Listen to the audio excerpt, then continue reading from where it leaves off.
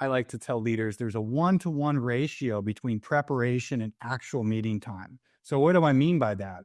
If you're in a 3-hour board meeting and you're the meeting leader, you should probably put 3 hours of preparation time into that 3-hour board meeting. It's a 1-to-1 ratio between duration of the meeting and preparation.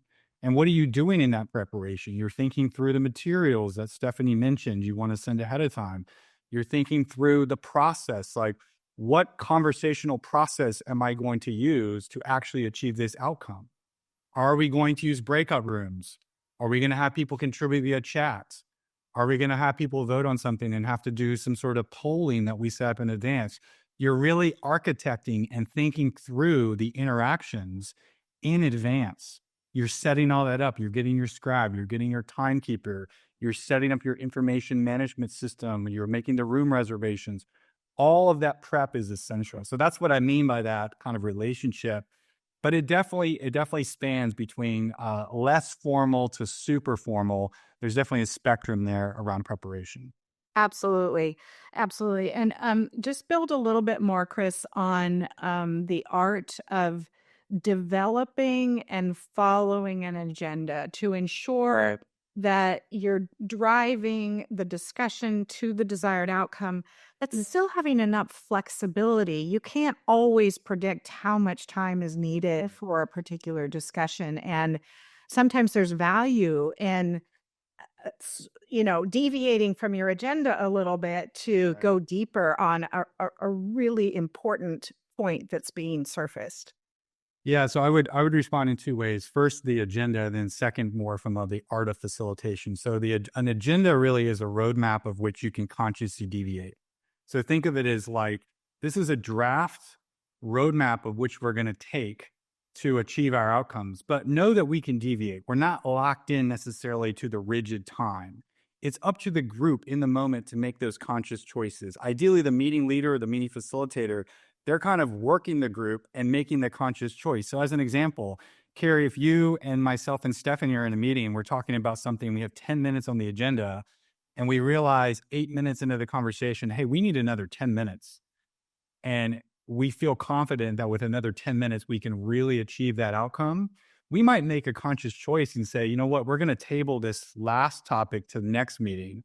Or instead of spending 20 minutes on this last topic, we're going to cut it down to 10 minutes.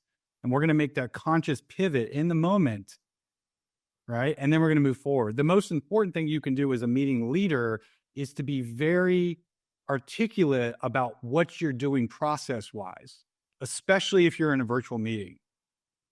If you think about all the problems that are in meetings, you can do this exercise anywhere in the world. Ask people, what are the problems you have in meetings? People will list the same answers. It doesn't matter what country they're in or what company they work in. They say the same things. Our research shows that 90% of meeting problems are process problems. It's about lack of process or lack of process skill or lack of process dynamics or lack of process awareness. So making the process visible and letting people see, oh, we're spending 10 more minutes on this. You're kind of choreographing what you're doing. We're going to reduce this last section by 10 minutes. Instead of 20, we're going to use 10. It just helps people see what's maybe sometimes not seen. Wonderful. Stephanie, what would you add as it relates to that critical component of time management? I would absolutely agree. It is process. It was interesting when we were going through the design of this program. It was brought to our attention that two things that get left off of agendas are the opening and the close, like as topics. And it comes back to this process. We should always account for about 5 minutes in the opening to make sure that our agenda is still correct, that nothing has changed, priorities are still what they are, but also to talk about the process that the meeting is going to go through and how we're going to capture notes and how all of that gets clarified in that first 5 minutes. So you've established the process, you've talked about the ground rules or the expectations of participation.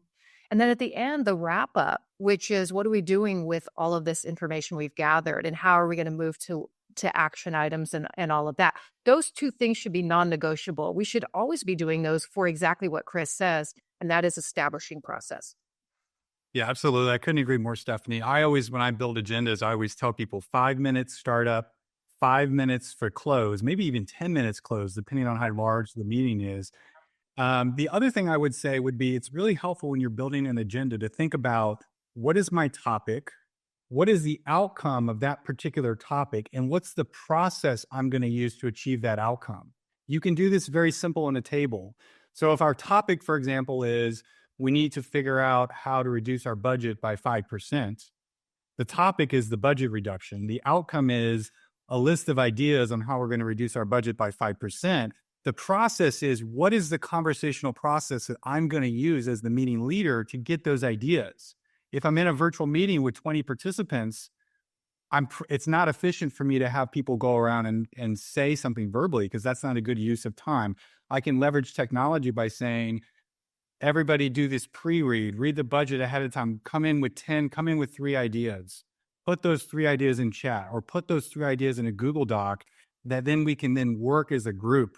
So you're thinking through the information management and the interactive process on how you engage people. That process dimension is really, really critical.